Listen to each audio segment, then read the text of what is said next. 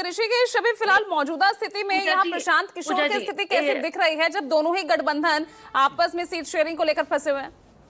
ऋषिकेश, मुझे मैं आ रही हूँ सोनाली जी, फिर आपके पास आऊंगी वापस। पूजा, पूजा मैंने इसलिए ये आपको मैंने टोका था क्योंकि यूपी में 2 डिप्टी सीएम है, तो वो कॉन्स्टिट्यूशनल है या नहीं, जो सहयोगी जवाब दे रही थी।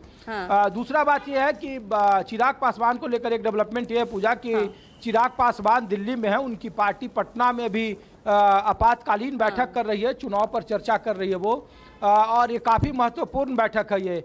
जो 3 सीट है, जो इसीलिए मैं दर्शकों के लिए और आपके लिहाज से भी अपडेट करने के लिए मैंने आपको बताया कि 3 सीट है, जिसमें एक उनके प्रदेश अध्यक्ष हैं गोविंदगंज से राजू तिवारी, उनके लिए वो बीजेपी के कोटे में भी सीट है, उस पर चिराग पासवान अड़े हुए हैं। दूसरा ब्रह्मपुर सीट है, वो भी बीजेपी के पास है, उस पर भी चिराग पासवान अड़े हुए हैं। सिकंदरा भी सिटिंग सीट है, उस पर भी चिराग पासवान अड़े हुए हैं।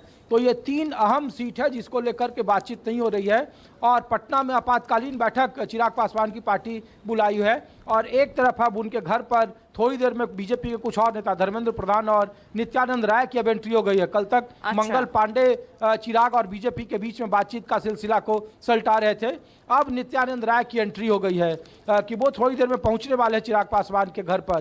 तो हम लोग उनके घर से ही आपको अपडेट दिखाऊंगा, लेकिन चिराग पासवान दिल्ली में है और बीजेपी के साथ बातचीत चल रही है निर्णायक दौर में, लेकिन टकराव की स्थिति अब भी बढ़ी हुई है पूजा। चिराग पासवान को जो सीटों का ऑफर दिया जा रहा है और जो चिराग पासवान की डिमांड है उसमें काफ़ी बड़ा गैप है, तो बीच का रास्ता क्या निकलेगा अब तक ये तय नहीं हो पाया है, लेकिन कोशिशें जारी है। इसीलिए चिराग पासवान दिल्ली आ गए हैं और धर्मेंद्र प्रधान अब से थोड़ी देर में उनके घर पर पहुंचने वाले हैं। ठीक है, और प्रशांत किशोर को लेकर भी थोड़ा सा अपडेट दीजिए, क्योंकि आज उनकी भी तो पहली लिस्ट आ रही है ना ऋषिकेश। प्रशांत किशोर, पूजा देखिए, प्रशांत किशोर आज अपने पार्टी के 90 तकरीबन आसपास उम्मीदवारों का ऐलान करने वाले हैं, और उन्होंने स्पष्ट कर दिया है कि वो किसी से गठबंधन नहीं कर रहे हैं। बिहार में वो सभी सीटों पर विधानसभा चुनाव लड़ेंगे, और वो चूंकि एक नई नवेली पार्टी उन्होंने स्पष्ट कर दिया है और उनके लिए भी गठबंधन का कोई रास्ता नहीं बन रहा है। वो अपने पार्टी पर, अपने नेताओं पर, अपने कैडर को ज़्यादा तवज्जो देंगे। इसलिए पहली लिस्ट इकलौती ऐसी पार्टी बिहार में है जो अपनी पहली लिस्ट जारी करेगी।